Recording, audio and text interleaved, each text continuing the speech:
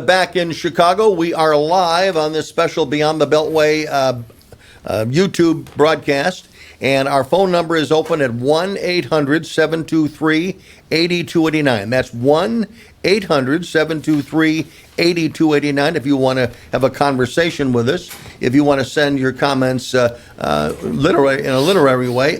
Beyond the Beltway 2019 at Gmail is our new email address, Beyond the Beltway 2019 at Gmail. You want to tweet me a comment, it's at Dumo, at DUMO. And of course, you can join us on the Beyond the Beltway Bruce Dumont Facebook page. And again, we're basically everywhere where our regular communication goes. But we also have two guests in studio. We've got some also special guests that will be coming up. But most importantly, we want to hear from you. You've watched maybe all of the last 2 hours. Maybe you watched last night as well. And I want to begin with Derek Addis, who was here last evening. And I want to begin with you by, first of all, by wishing you a happy birthday. Thank you. Thank you for sharing your birthday with us. Yeah. Who were the one or two people that stood out, either because they were very good or not so good? Yes. Williamson? Is that? Yeah. She, it was incredibly dramatic, and she seems like a very nice person, and I believe that she's coming from a good place, but I just really didn't care much for her delivery, and she often spoke about everyone else, saying that they have all these policy positions, but there's no actual plan, when she herself was merely just calling it out, and she never really gave out a solid plan that I could remember. But nobody expected her to stand out. But of those who people expected to stand out, who did and who did not? Yeah, I mean, I was on here yesterday and I said, I had some choice words about Mayor Pete. And today he definitely came out very well spoken, very well put together talking points and ideas. And I don't dislike that individual. I just I still stand by my assertion that this probably isn't the right time for him. But he did. I think he did well, but not incredible. I would say I don't think he stood out tonight. Wally Podrazik, you're a longtime activist in the Democratic Party. The man behind the scenes. I've worked for the Democratic Party. Many working on conventions, working on conventions. And you've been doing that for a long time. Of this group, who stood out? Well, I will say that Harris definitely had a number of moments she to stole stand the show. out. She grew in stature as the 2 hours unfolded. It wasn't just she had one good moment. She had multiple good moments, good engagement, and she basically said, here's my approach to dealing with these issues. I'm going to tell you stories of real people that I've encountered. Every chance she got, all of them tried to do that, but she did it most consistently, looking in the eyes of, witnessing this, witnessing that. I'm the little girl who was bused and all. She managed to turn everything into a story, which was good, because that's how you do break out, because no one is going to sit there after 2 hours and say, now let's do a little chart as to whose plan is the best. Did she land a punch on the vice president? It was spirited. I don't know if it was a punch, but it was spirited. Do you think she landed a punch?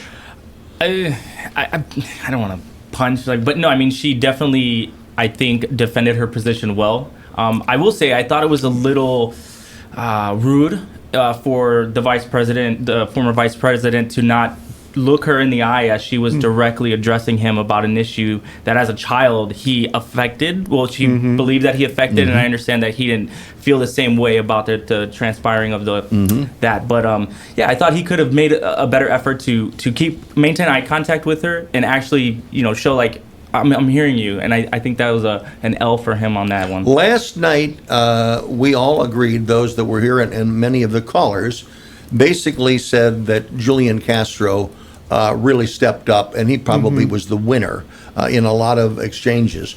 Would you say that Eric Swalwell, who is one of the also-rans, did he get some points tonight with taking on the vice president on the issue of age and whether or not he represents a new generation? He went back a long way. I thought he was going to talk about John Kennedy, but then he turned around and talked about Joe Biden. Yeah, I mean, she was the person who talked about John Kennedy was Marianne, inciting that and saying that you're not, youth doesn't mean it's only the youth that can advance.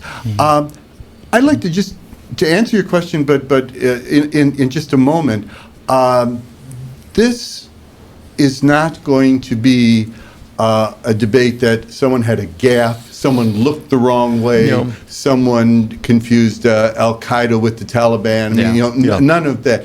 It was, I use again the term spirited. It was basically the Democrats playing to their audience, saying, "We are articulate in these issues that mean a lot to you."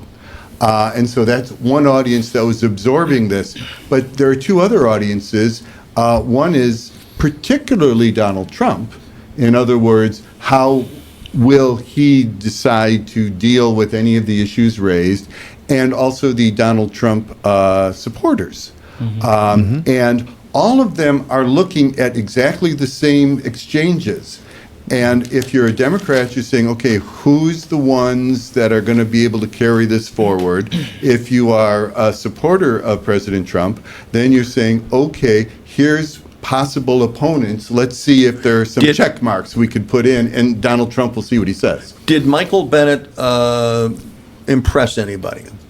I mean, did Michael Bennett impress anybody? Did Kirsten Gillibrand impress anybody, or were they just there? No, I mean, I appreciated Gillibrand bringing up, the Trump tax cuts were to pay back the donors. I appreciate her bringing that. But I feel like, I was really turned off by her initial desire to be heard, in the sense that she wanted to use her body in front of others to kind of get her position. And I just felt like that was, and that was when Kamala Harris was like, hey, everyone, relax.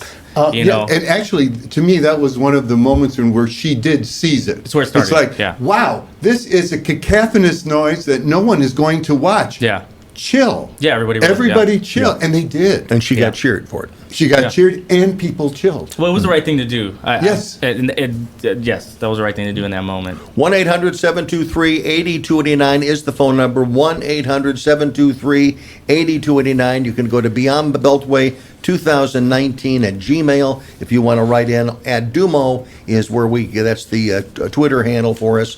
And again, other than were the moderators, were they better than last night? Just generally speaking, I thought last night's debate was more entertaining. Does anybody agree with that? I wasn't looking to be entertained. I mean, in the sense of, wow, look at all that spirit, look at the silly things. Right. That's not what I was looking for. So I thought the moderators tonight were just fine. Yeah. They did exactly what better than moderators should do. Yeah, I get, my only thing with the moderators is they come off very authoritarian, and I understand that you're trying to keep everyone, keep the debate moving and keep everyone on pace and get the questions answered and stuff like that. But it seemed like it was like, addressing the audience, and like, how many graduations have you been to and they're like, will everyone please hold their applause? And it just doesn't work that way, right? Yeah, You got to meet people halfway. Let them do their thing, right? Yeah. They're there to support these It people. basically should have been top of the hour, let's remind you, top of the hour, let's And remind that's you. it. And Just that's it. let it happen, and just, let the debates flow. But, other than that, I mean, they moderated it, in a good way. Yeah. Let's head to the great state of Iowa. Robin, are you in Iowa or are you in Illinois tonight? I am in Illinois. You're at my home. All right, you're at Monmouth College in Monmouth, Illinois, and you host a program on the affiliate station in Arlington, Iowa, have for many, many years, and you're really one of the key guys for determining what happens politically in the state of Iowa. What's your sense of what you saw tonight, and also if you care to comment on what you saw last night? Yeah, I think tonight's debate was more robust. I thought it was better. Last night, it just seemed that the candidates didn't seem to rise to the level of the candidates tonight. There was some good give and take, and it resembled more of a true debate tonight. So I think that people tuning in got to see the candidates and learn a little bit more about the candidates than they did last night. I also think that what strikes me is the key role that the media play in setting the table with the questions. Last night, quite a few of the questions dealt with non-economic issues and the cultural issues that tend to get Democrats in trouble. Tonight, it seemed like more of the focus was on economic issues, health care, and of course it moved into immigration. And so I think it was more substantive tonight and just a better debate. Do you think that Democrats tonight, and I'm thinking maybe Kamala Harris, do you think they said things tonight that they will regret in a general election campaign? Well, Bruce, I'll tell you, the exchange with Biden on busing, Yes. I'm old enough to remember that issue. And Right. I think Biden could have responded better, and the key there is that it's forced busing to achieve integration. And I think that's something that could come back that people around Donald Trump could use successfully with her, because to try to portray Biden as less than sympathetic to civil rights, I think is somewhat over the top, but I don't think he handled that very well. So I think that's an issue that could come back to bite. Last night, I think some of the responses certainly of social issues, abortion, immigration, I think could come back to hurt the Democrats, certainly. Wally, did you think that the Biden exchange with Kamala Harris, did that get close to the bone that really could come back to haunt her in some way? It showed how I difficult. think, again, I'm sorry. Yeah. by focusing on this issue of busing, and again, I'm old enough to remember Yeah. that issue, the issue isn't just busing kids. It's forced busing to achieve racial integration, where people were opposed to it, including in Wilmington, Delaware, where which Biden represented. Kids would be bused past their neighborhood school to go to another school just to achieve integration. Very controversial issue, and Biden flipped on that and opposed it, Okay. representing his constituents. So I think that's an issue that I think the Republican strategists are probably rubbing their hands together on, quite frankly. Wally Podrazik in studio has a comment. Well, one of that whole exchange about busing illustrated the limitations of the debate format of 10 people up there. Yes. Because that is an issue. I mean, you've touched on, that was a very complicated time. It wasn't just a quick yes or no, are you in favor of this? It was, as Biden tried to make clear, this was local jurisdiction versus national jurisdiction, this is different goals for, it was complicated, and it's hard to do nuanced and complicated, basically with everyone staring at you, with the clock ticking. So is that something that can come back to haunt him? It's going to be something he'll have to deal with. Derek? Yeah, He might same. have scored a short-term edge tonight, but I think long-term that could hurt him. Yeah, that's what I would say. Go Yeah, ahead. I feel the same way. And I said it yesterday. I mean, there's just too many people on the stage to have an incredibly nuanced discussion, and it's tough because the issues that are important to people are not as easy as give me a 1 or 2 word answer Right. and yes or no, and it's like, but that's not how this works. The problem is everything is binary, and it needs to not be, so that we can actually get to a solution. I agree.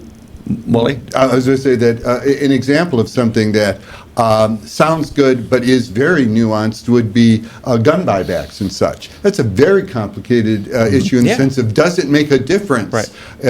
if the guns are bought back? How does that actually change the environment? Right. On the other hand, when Bernie Sanders did say people have risen up and changed, I just wrote down Mothers Against Drunk Driving. Yeah. I mean, it is possible Right. to, from the ground up, Yeah. change policy, but that didn't happen overnight. No. Right. That happened over decades. 25 Well, and 25, 30 years. And that goes to my point as to why I'm a Bernie Sanders supporter. We were talking about this offline earlier. It's that when I look at the panel of people on that stage, I'm not saying that a lot of them don't have very fruitful political careers in terms of doing good things for the public, but one candidate sticks out to me time and time again, and always has since I was a child. I remember watching him on C-SPAN. Yeah, I was a kid. Wow. I watched C-SPAN. I'm still a weird But- person. Anyway, but- but what I'm saying is the consistency is what matters, right? And when you say it takes a long time for those revolutionary style changes to happen, I mean, this is what I believe he's trying to bring over time. The thing about, I think Bernie Sanders was one of the dominating figures of the debate, certainly the first half of the debate. But I'm wondering how many people out there who they may agree with him they basically have come to the conclusion, okay, here's Bernie doing his, 10% and 90%. He's going through all the stuff that we've heard before. We heard it in 2016. It's a rehash. He's not giving us anything new and fresh like Elizabeth Warren did last night.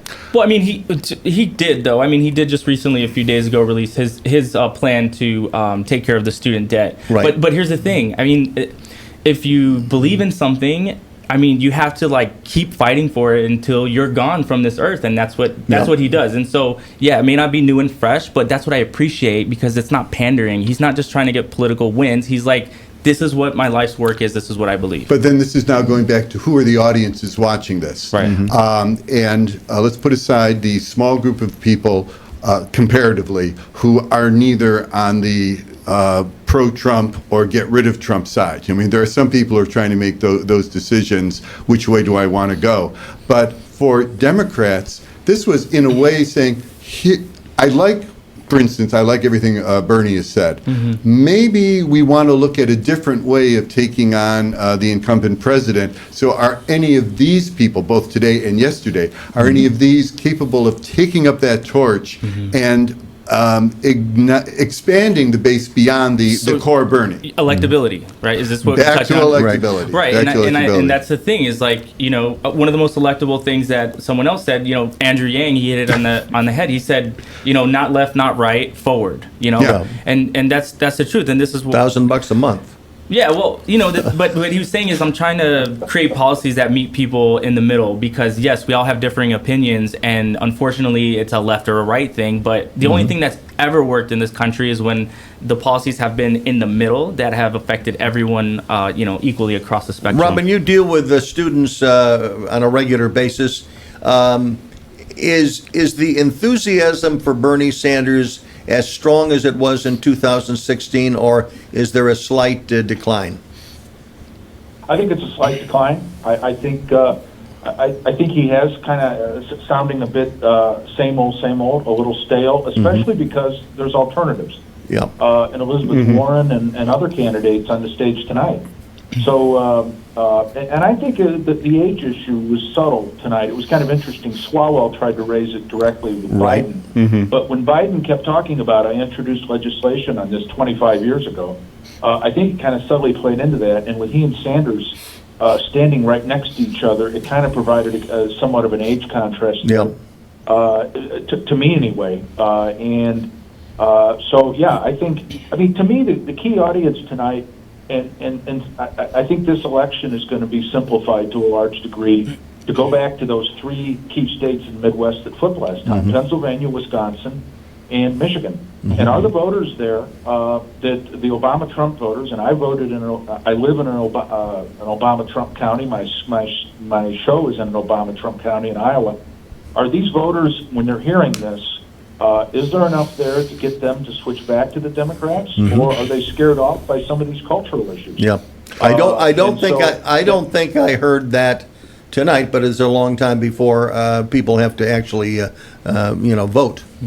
Right. I mean, again, one of the things I believe it was either Harris or Bernie was talking. I think it was Bernie who was talking about the Supreme Court justices, and we should rotate justices. And to get some new blood. That's jump. That's not going to happen on day one. Yeah. So that might be a nice theory, but I don't know how you're going to execute that. I also think that Swalwell did a good job tonight. I thought a breakout guy yesterday was Julian Castro. I think that Swalwell, I mean, he's not going to go into the top three, but he landed a couple of good punches, including on the generational issue. And then he also said he challenged Buttigieg. In fact, the look on Buttigieg's face when he said, you should have fired your police chief. And that was another example of how the format doesn't allow for a little bit more nuance, a little bit more follow-up, because they wanted to move on to something else. Yeah. But yes, the look on Mayor Pete's face was like, whoa, okay. Yeah, no, I think that was one of the visual moments of the debate. And I think going into, to later in this election cycle, I mean, I want to see if the whoever the candidate is going to be, I want to see if they can handle the pressure, the stress of the instantaneous someone throwing word shots at you, it's going to be Trump, right? Yeah. I want to know that they can handle that but I can't see that now with this format, because as soon as they start getting after each other and trying to figure out what they're like, Not- oh, we got to go. Not with the crowd tonight. Well- I think last night, Mayor de Blasio, who I don't think is going to be in the top three, de Blasio has the personality and the physical stature. He could take on Trump and return Shots. fire with Trump. And that's why I was disappointed that they didn't let Buttigieg respond. Yeah. I wanted to see what he does next. But I honestly, Yeah. I don't think he just stared. He didn't even try to. I think he He kind of didn't want wanted. it? No, I don't even think he wanted to Okay. engage. But he definitely let that other person know with his look that he was not pleased with what he said. Yeah. What But- about Buttigieg's answer to the crisis that he has in South Bend with the police officers? I was struck by that one. It was the top of the hour question. I mean, if I were, it's top of the second hour, and so it's like, oh, great, this is my chance to talk about that. I thought it was a good answer. He was honest. And in fact he went back to the let me tell stories. Yeah. And he told really compelling stories. And frankly, he told it from a point of view that is so apart from the elevated status of, say, Senate, in that I had to deal with this directly. Yeah. This is something I can't hide from. And so let me tell you everything we've done in the years leading up to this. Yeah. And it didn't work. Robin Johnson, my question to you, last question to you, since you cover Iowa politics on your program, and the question is, who's got an edge right now in Iowa? Who has the best organization to win that caucus next year? Best organizations, from what I'm gathering on the ground, Elizabeth Warren has put together a strong organization. Cory Booker's put together a strong organization. Those are the two to look for on an organizational basis as of right now, I would say. Okay, listen, Robin, thank you very much from Monmouth College. We thank you very much for being with us. And again, how long have you been doing that show in Burlington, Iowa, talking politics? Over 5 years now. 5 years. Well, we've been delightful to have you on the show again, and look forward to seeing you in the Hawkeye State in the next several months. Okay. Thank you, Bruce. Thanks very much. Go ahead, I Derek. just want to give a quick shout out to Brandon, who's watching from Midland, Texas on Facebook Live. We are monitoring your comments live, so if you're watching on YouTube or Facebook, you can comment in the box, and in real time we will interact with each other. So Very good. Let's now go to Jacob Meister. Jacob, are you with us tonight? Jacob, are you there? I am here. Great. You're on line too. Jacob Meister is a Democratic activist in the Chicagoland area, is also seeking the clerkship of the Cook County Court, which is a major, administrative position. And you've watched a lot of debates. You were at a debate watching party this evening. Where did the big cheers go up when during the debate? I think we lost him. Jacob, are you still there? Gonna have to double back. Yeah, I think his call got dropped. Jacob, are you there? All right, we'll go back. We'll go back to him. Call him back, Hector, if you will. Wally, your point. Oh, I was actually on the edge. I was wondering, were there cheering moments? Yeah. Essentially, where they say, yeah. And we asked, how did Mayor Pete do in answering the tough question? I think he did okay on that. But we were also talking about the whole idea of youth and do you go with a veteran, or do you go with someone who says, I have the experience of this generation and the generation for the future? And the Buttigieg was the one who dropped the China artificial intelligence development, which is actually a hugely important issue. If there was one thing that, if I would choose and I'd want to hear all of them deal with, that would be the one I'd circle, actually. And I think you accurately noted that he stole it from Yang, but Yeah, I mean, well, you know, it's, no, well, he got it in before he got Yang it in did. before Yang. Yeah, you know, and I definitely want them to share ideas, right? Because obviously we're trying to get to a commonality Yeah. as far as goals and agendas.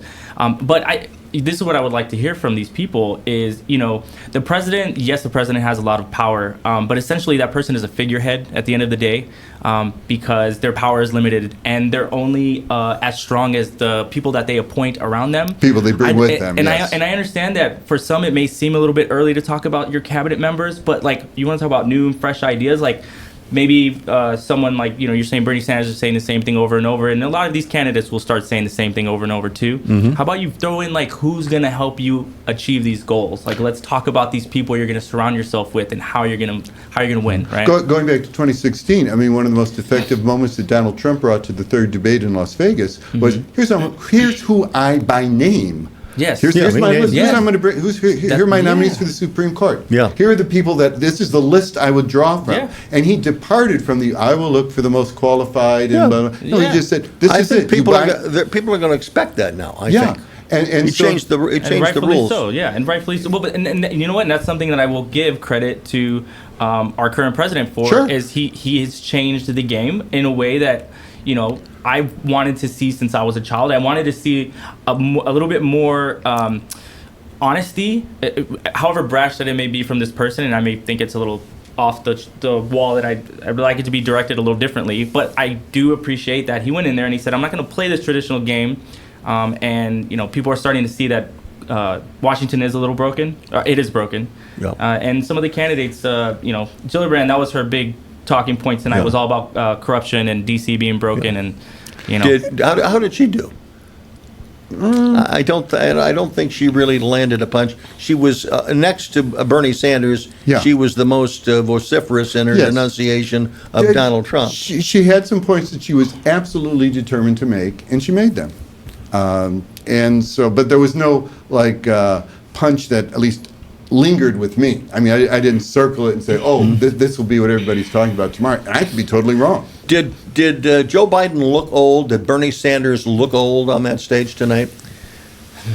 We had a really high quality screen that we were looking at. it's about here. 60 inches. What is that? 55? Yeah. It's a big TV. And so I was actually thinking of that very point as the camera panned them. And Bernie Sanders has promised a 60-inch TV for everybody. Okay. So he looks. No, that's Yang. Yang's going to give you $1,000 a month, freedom dividend. You get to buy 7 TVs. I don't year. think that the camera did them a disservice. Yeah. I think they looked fine. Yeah, I think everyone looked good. Yeah. Okay. Let's go back to Jacob Meister, Yeah, who was sorry, on the I got phone, cut and off there for a we got moment. cut off. It was not deliberate. Go ahead. Who stuck out as a winner tonight? I thought Kamala Harris did a very good job. She came off. She had a couple good punches, and I thought Joe Biden actually held his own. Yeah, I would say that. I would agree with that. Yeah, for Joe Biden, you could. I think Bernie Sanders disappointed me a bit. Came off as maybe a little angry on some issues. And I think we saw, I think there were a few who were disappointing. Yeah. Like who? Governor Hickenlooper, I think was a little, he was just disappointing. I expected him to do much better. I expected him to throw some more punches, and he came off a little milquetoast to me. What about Buttigieg? Michael? I thought Pete Buttigieg did a pretty good job. He strikes me a little bit as running to the right of the pack. That's the kiss of death. He's an articulate that guy. assessment. For the primary or the general, Bruce? Well, for the primary, that may be the kiss of death. But again, he did differentiate himself, and he also talked about how small town America can help in solving some of these problems. When he talked about the farmers and dealing with some of the issues that he has to deal with. So, Yeah. Yeah, I mean, he comes off as very real, authentic, and genuine. He's very good on the stage. But I don't know within the Democratic primary how he's going to fare. if you were hired, Following. Jacob, if you were hired to offer your assessment and sort of whisper in the ear of the candidates that you saw tonight, that you think basically they should kind of wrap it up because they're not gonna win the prize, who would they be?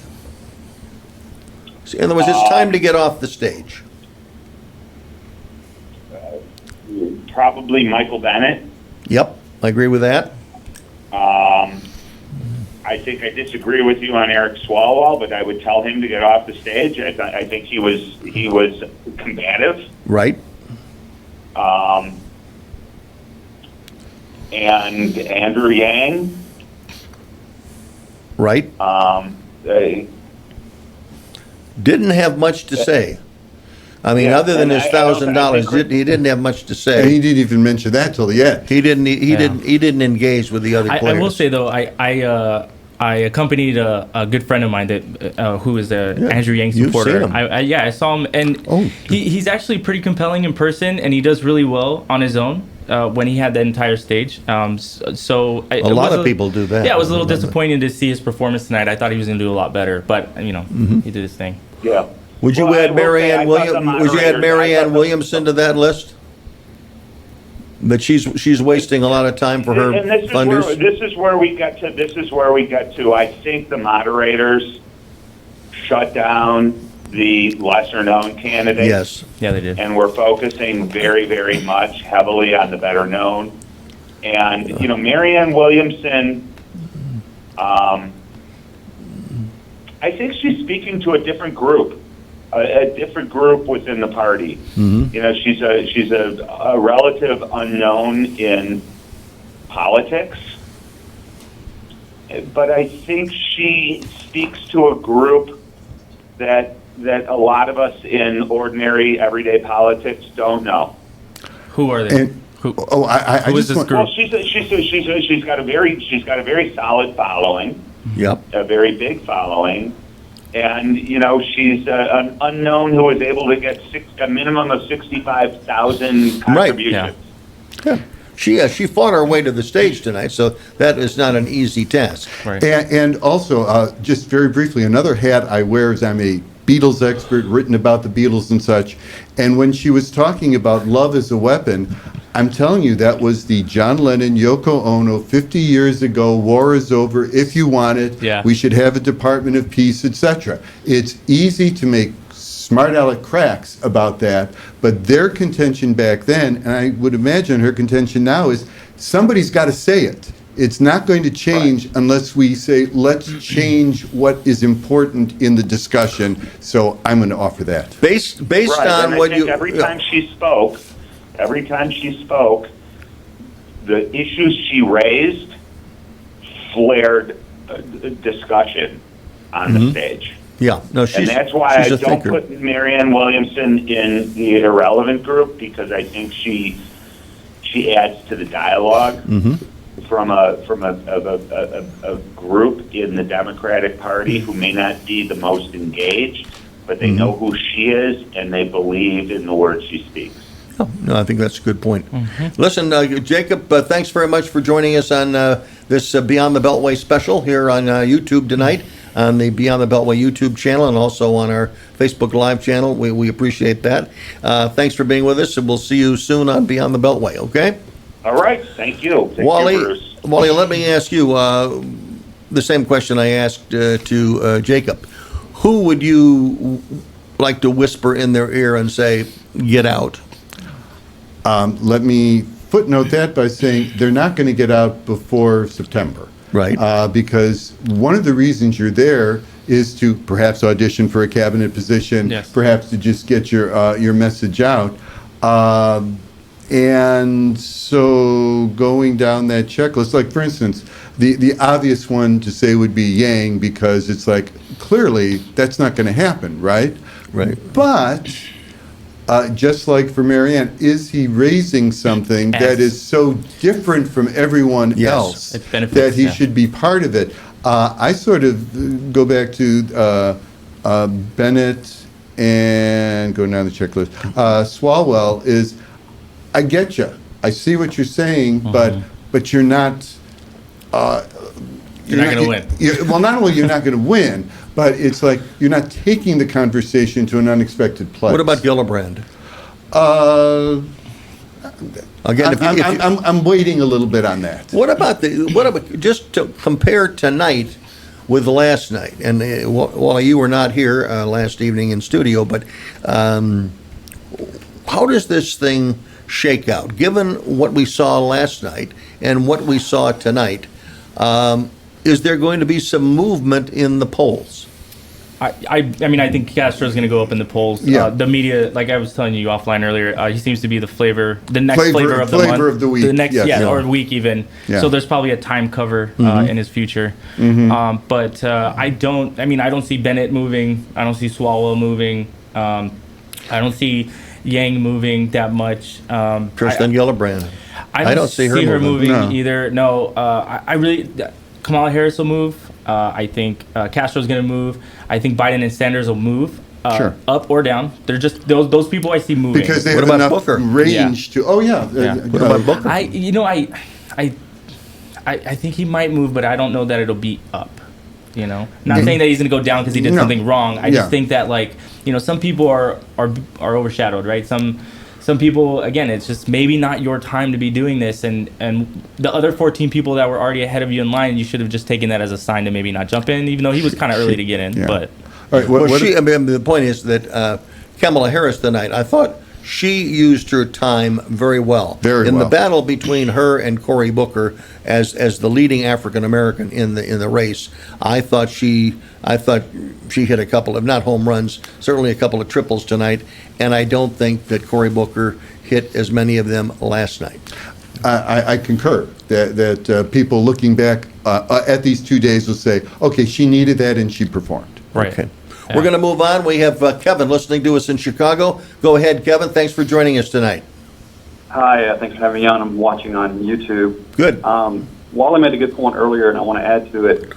He mentioned that experience counts, and I think the best candidates are going to be the ones that pull a thread through past experience and novel and innovative ideas that move the country. And I can speak to what two of a few of those are, but Well, I was struck by the way Buttigieg said everything I've done contributes to what I bring to this office. Yeah. I mean, he was sort of giving an instant description of his own resume, saying, "Look, I've been I've had to manage a city. I've had to act under crisis. I've been in a war situation. I'm it." Yeah. And so the idea of being able to weave all of these issues into your own narrative, I think, is really important. Do you think, Kevin, Yeah, do you think Buttigieg stood out in any way tonight? well, I'll answer that, but let me back up a second about experience. I thought Biden really showed his age tonight. Most of the legislative successes he talked about, or executive successes, were Like in the anywhere from 80s. 25 to 8 years ago. Yeah. I didn't hear as much from him as I did other people about how do we fix the current problems. I give you credit for the Obama administration and what you did when you were there, but talk to me about what's next.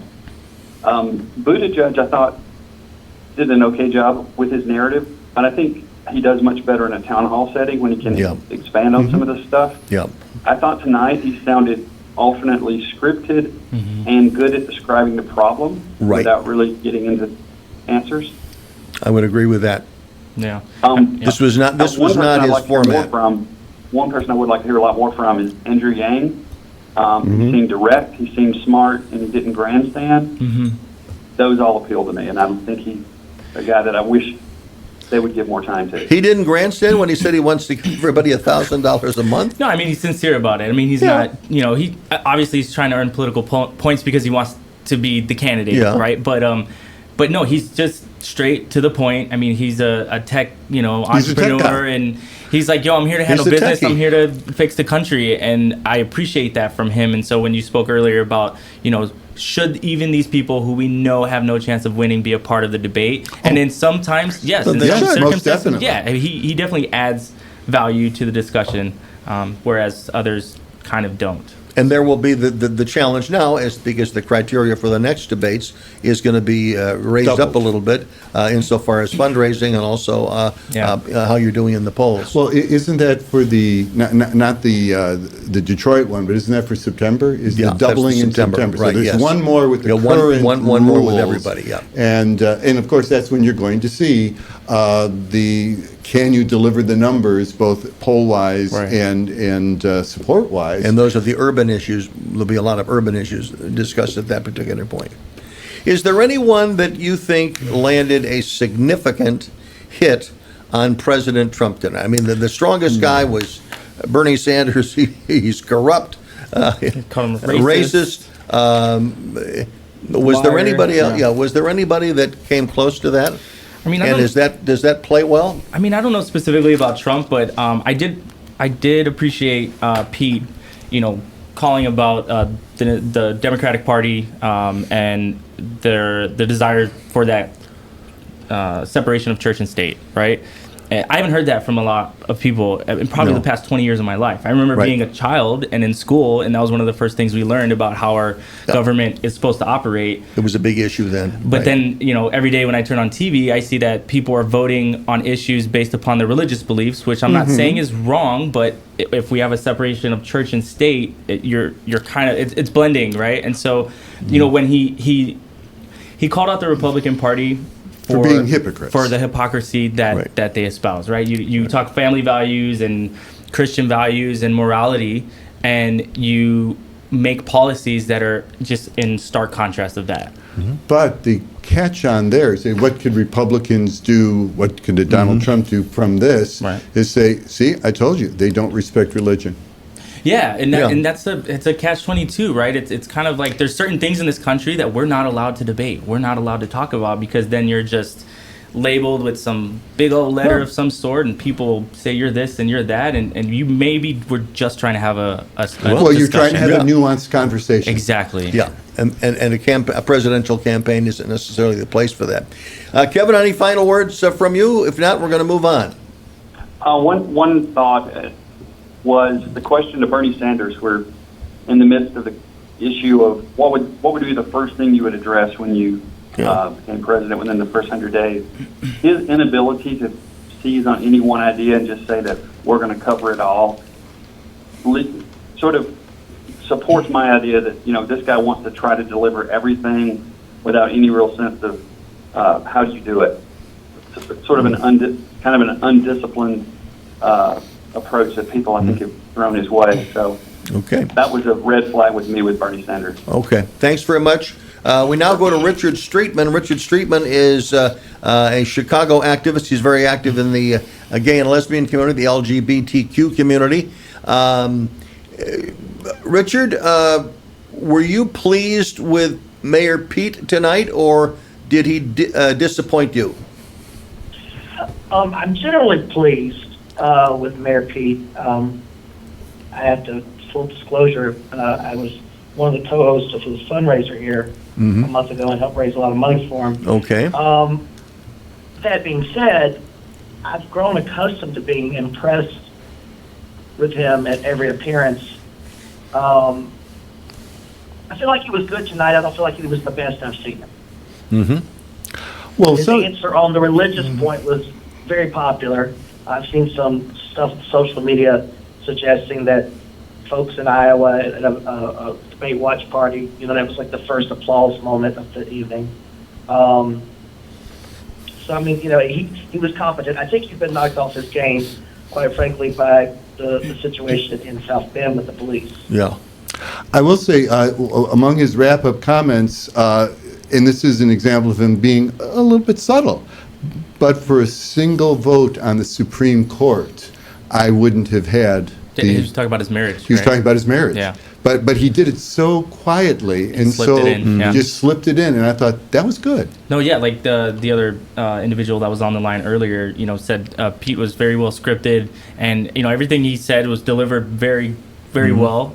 But I think also when I've seen Mayor Pete, on the television shows, the television interviews, I thought he was so good, so relaxed, the standard of performance was high for him.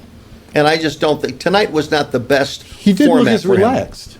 Yeah. Well, I think it's, the troubles at home, right? yes, and rightfully so. exactly. Again, that's what I'm saying. Like, look, dude. Can you deal with You it? can be president one day, and I Yeah. would 100% support you. But I think right now, go home and fix your home. Like, go help South Bend mend the troubles that they have now. So what are you going to do? You're going to become president, and you're just going to pass off all those problems that are happening right now to whoever your successor is? I mean, that is not...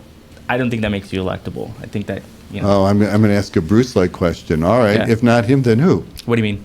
If not him, then who should it be to be the nominee? Oh, well, I mean, I truly believe that Senator Sanders is the most formidable opponent to Donald Trump. Okay. All the 2016 polls had him beating everyone.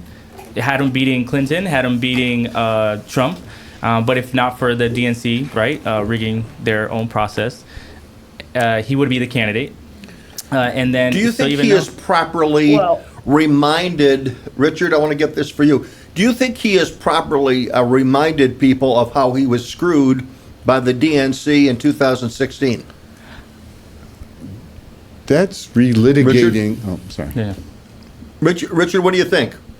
Well, I want to push back against the comment that Bernie Sanders was going to win in 2016. Hillary Clinton was going to be the nominee under any circumstance, whether the DNC shut down a year before the primaries or not.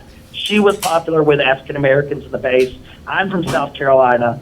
There was no amount of Bernie Sanders coming out and introducing himself on that in 2016. It was going to end the 40-year love affair that African American voters in the South have with the Clinton family. So that being said, she never was going to attack Bernie because she was going to be the nominee and she wanted his votes in the general. Same with Trump. Trump never attacked Bernie because he thought he could get some of those votes. Bernie he did. Sanders in 2016 was not a situation where he was fully attacked by either the Democratic nominee or in the process, or by the Republican Party. Yeah, he no, had a pretty free run. No, I disagree with that. I mean, we know that super delegates were already allotted for Hillary Clinton before any of that even started, before the selection process even began. I mean, that. But I'm just going to, we don't want to relitigate. Yeah, I don't want to 2016, relitigate, but what I'm it's pertinent to what we're talking about now. Go ahead, Richard. Yeah. I was just going to say, I mean, that's also not a shock. A man who had never been to the Democratic convention, I've been to more than he has, shouldn't expect lifelong Democratic Congress people and other superdelegates to support it. No, but I mean, but he should it wasn't expect a fix, fair it was a election party. process. The Is that party- not? I mean, well, that's, and again, I don't want to Right, and I don't wanna relitigate do- all this exactly, because but- basically there were rules that Hillary Clinton played better, more effectively than Sanders did. Yeah. And so when the numbers well, when you're totaled being up, fed questions Well, offline. but and- whatever. I mean, Well, let's be real. play the rules. let me ask you this, But though. there are Hillary Clinton supporters that refuse to support Bernie this time around. So, I mean, it's still out there, even if we don't relitigate it. There are people that... Right, sure. hold the Right, grudge. and No, to, nobody wants to relitigate, but No. the question is, there's a lot of Bernie Sanders supporters who they're licking their wounds. They don't like what happened, and they're not going to forgive Hillary Clinton. yeah, I mean, I don't think it's to Bernie Sanders' benefit now to relitigate what Yeah, happened in but- 2016. So your original question was, is he reminding people enough? I know it wasn't addressed to me, but if I may, Yeah. I don't think he is reminding people, and I think that's a good thing. We all know what happened. Yeah, I agree. Yeah. And if it comes up, we should be blaming the Russians, not Hillary or Bernie. They played a role. Richard, And Facebook. what about the age issue involving Joe Biden? Did he look old to you in any way tonight? Well, I mean, he is old, but he looked pretty good for his age, I thought. Yeah. I think he acquitted That's all himself. you can do. Once again, to go to those South Carolina voters, a lot of our voters back home are not young either. We had a Senator, Strom Thurmond, for more than 50 years, and we had our junior senator for nearly 50 years, or Fred Follings at the same time. Right. So age is not a problem when your largest voting bloc is older people. If young people turn out, it happens sometimes. In Illinois, we had a huge increase in millennial voters in the general election November of 2018, but they didn't come out in the local elections in Chicago and Cook County this spring for the mayor and for some of the suburban municipal elections. Yes. If they come out as presidential, that makes a difference. So, Otherwise, Derek? So as the polling shows now, we know that Bernie Sanders carries what would be considered the youth vote, if you will, and Joe Biden has the majority of the Non-youth vote. The non-youth vote. Yeah. So how do we get both of those demographics to come out and vote? Like, that's what I'm concerned with the most. Is, and it's true, when mass numbers of Americans vote, the Democrats win. And when there's voter suppression or apathy, then they lose. And so, who on that debate stage is going to be able to carry both of those sides of the democratic? Demographic? I think it's going to be. I think it's going to be very tough because there's been so much analysis saying that the key, the road to re-election, is through Wisconsin and Michigan and Ohio and Pennsylvania. If you listen to some of the things that Kamala Harris said tonight, I don't think that would be a platform that would run well there. And I don't think so. It might run well in large cities with large African American populations, but I don't think that's going to be helpful to her. She's a bi-coastal leader of the country, and everybody is talking about, we've got to get back to the people that we lost. Mm-hmm. Now, again, I think there's a good debate. Wally, how do you come down on that? I mean, should the Democrats forget about trying to get the old, white blue-collar voter back and just say, we're going to go bi-coastal and we're going to go, gender rights, and we're going to go every individual group that you can put together, and that's the way to do it. And frankly, the hell with the old white guys. I would certainly never counsel anybody to say, to hell with the old white guys. Not a winning strategy. It's not a winning strategy. And also, what it simply will force whomever it is that emerges from these consecutive debates to sharpen their message and to listen and adjust. Yes.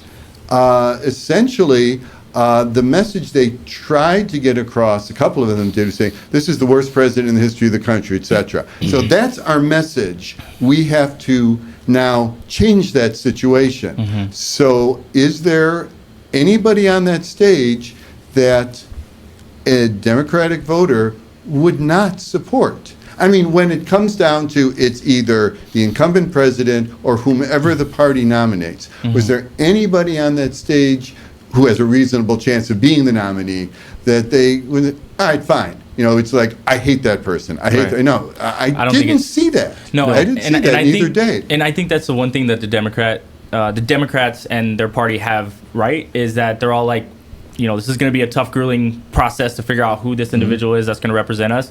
But I've heard everyone say that they'll support whoever that nominee is. Yeah, once that's done, we're going to go through. Richard Streetman, thank you very much for joining us on this special Beyond the Beltway YouTube and Facebook Live broadcast this evening. We appreciate it.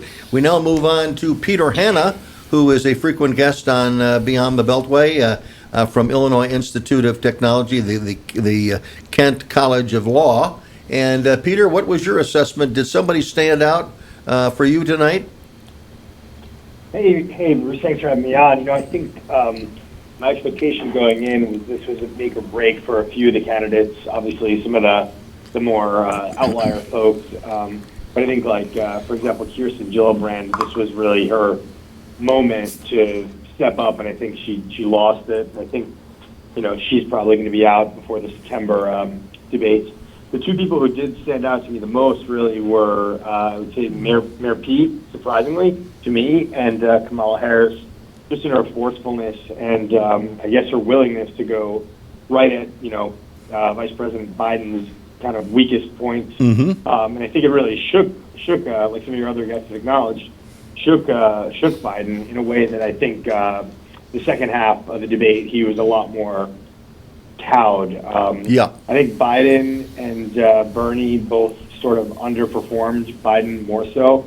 But yeah, I think America got to see why, Mayor Pete has gotten so much buzz, and he came off very super polished, and you could tell looking at the stage who really prepared and who didn't. And he and Kamala Harris were very well prepared. Well, I think Kamala Harris. I think, in my view, I think she stole the show. I think the post analysis that's going on all the networks is that, just as Julian Castro sort of stole the show last night, Kamala Harris did it tonight, because a lot of people have been hearing about Kamala Harris as a United States Senator from California, but they really don't know much about her. So tonight they saw her up close and personal. Mm-hmm. They saw her taking on the vice president, and also standing up for her beliefs, and really, I think, drawing out a very strong position within the African American community, and going for women as well. And I think that I agree with also is that I think Kamala Harris did a great job tonight. I think that Kirsten Gillibrand, she paled in comparison. Okay. And also part of this process is establishing authenticity and credibility, and the ability to identify, to be someone that you would identify with. And when she was telling her stories, and when the close-ups on her, I liked seeing. This sounds so weird, but it's like I enjoyed seeing her on screen. Mm-hmm. She had a good on-screen persona. It's like, okay, I want to hear a little bit more from you. Yeah. No, yeah, I mean, often I find that it comes off a bit patronizing and just incredibly dramatic when politicians go into these stories. They're like, oh, I just got off the phone with 32 farmers and we talked about corn and all that. And sometimes I'm like, is this even real? Like, did you actually even talk to these people? But no, when she spoke, it was genuine. Mm-hmm. It came from a place of knowledge and understanding. Mm-hmm. And she impressed me quite a bit tonight. Yeah. But how does she play in Wisconsin? How does she play in Wisconsin? That's called having a good team there to totally inform you as to what are the issues there. What are the And she'll campaign there, unlike Hillary. Well, right. Yeah. Send somebody there, and basically be ready to mix it up. Be ready to have the conversations. Be ready to impress the people. One by one by one. Well, is it as simple as polling the people of Wisconsin and seeing what their number one issue is on both sides of the fence, and then going for that? And so I think that's or understanding it. And that's what I'm saying, and even if it's not your top policy position, I mean, go into that state and tell those people that you're going to fight for what they want. And there's nothing wrong with that. And then going somewhere else and telling those people you're also going to fight for what they want as well. And the amount of money that's going to be spent on looking after and identifying the Obama voter and the Trump voter, the people that voted for both Obama and Trump, those were the key people in 2016. I think they're going to be the key people. The largest voting demographic, and correct me if I'm wrong, are independents. They're people that are non-party affiliated, right? So, this is why, again, I feel like we get stuck in this binary, and Democrats only watch the Democratic debate and things like that, and it's like you got to be broader, you got to be bigger, and you have to appeal to everyone. But at this stage, remember I said there are multiple audiences watching this debate, taking away from the debate different strategies from it. But I think for Democrats, it's, am I okay with any of these people? And right now, I think they're okay. Peter, were you upset or concerned that there wasn't much discussion of foreign policy tonight? I think that these primaries are really for the voting base, and I think it's not atypical to see this sort of focus this early on. I think we'll get into more broad foreign policy questions as we narrow this field, but I think with 20 candidates across two kind of grueling days of debate, I felt like I was doing the debate both times. I think they're really trying to tease out as many differences domestic policy-wise among these candidates. I was personally disappointed just because, candidly, there's a ton of foreign policy to be discussed and a ton of foreign issues from what's happening in South America, Central America, immigration, Iran, in Europe, Russia, obviously, and I would have liked to see a little bit more on it because there's only so many times I could hear everyone cheer like Medicare for all. I think we get it. But I think it's just sort of a consequence of the configuration and the fact that we have, way too many candidates right now, and the field needs to be diminished quickly. And one of the contexts that we did see some foreign policy is, and again, I think this was against Sanders, coming and saying, how do we deal with some of this flow of immigrants, is we have to go back to why they're leaving their In the their first home place. countries in the first Right. place. Yeah, and and Biden picked up on that too. Yeah, saying, and even Sanders talked about the bipartisan legislation that he got passed that was vetoed in the White House to get us out of the Saudi-led war in Yemen, right, and our aid in that atrocity. So. Well, there will be a lot more time for that. Again, it's not going to happen. It's not going to happen tonight. But I want to thank all of our guests. So I'm going to ask for a summary. Peter, Hanna, thank you very much for being with us. We'll see you soon on Beyond the Beltway in studio here. But thanks for sharing your thoughts with us this evening. I want to give a kind of a closing comment to you, Derek, based on what we saw. Give me your summary. Summary. Are you a happy Democrat? Well, I'm not a Democrat. So Oh, you're an independent. I'm a that's happy right. independent. Yeah. But you're for Bernie Sanders. I am, who's also an independent. Okay. This is where we Democratic live. Socialist. So are you a Democratic Socialist? I mean, if the world is forcing me to identify as something, I will tell them what I believe, and they get to call me whatever they want. It's like that Shakespeare thing, a rose by any other name Sure. still smell, and I'm, kind of rosy. So, Okay. no, I do believe in a lot of the things that he champions. I don't blindly follow this man into any tunnels, but if I had to side with a candidate, it would be him. I am a little disappointed in his performance tonight. I think he could have done a lot more to bring in kind of what you said, kind of like jazz it up a bit, Yeah. your same talking points. And, maybe let's pivot off of everybody knows Medicare for all. Yeah. Everybody knows all the other candidates are starting Yeah. to steal your ideas. Perfect. That's what you wanted because that's what the change we're looking for. Right. Maybe he can start talking about foreign policy when nobody else is, and Yeah. that makes him stand out even more, and he's kind of doing it a little bit, but That's a good point. Wally, final Remember- word to you. Remember, this is the first pair of debates. So this is the one that we say, all right, we've laid our markers down. Let's go forward from here. Okay, the marker is down. We are here. We're out of time for our first hour of this special, Beyond the Beltway special. We thank you very much for your participation. Sunday night, we will be back here at our regular 6 o'clock Central Time for 2 hours of further analysis of this. And I'm going to ask one last question. Wally, what's going to be the headline tomorrow? You deal with the media. What's the headline on this debate? Probably, I can't get it into headline form, but it'll be Biden-Harris. Oh, 100%. It's already. So I have this. It's already watch. on? Yeah, it's Yeah. pinging my watch. Yeah. It's- Oh, it's- my they God. were So doing you're it cheating. in the middle of the debate. No, I'm not cheating. I'm living in the 21st century. Well, that's Yeah. right. Well, Yeah. that's exactly right. Listen, thank you all. Derek, thank you very much. And Wally Pedrazik, thank you you. very much. Our thanks to Hector and Andrew and our good friend Fritz Goldman for their assistance in the production of this program. We will see you on Sunday night, and thank you for joining us tonight.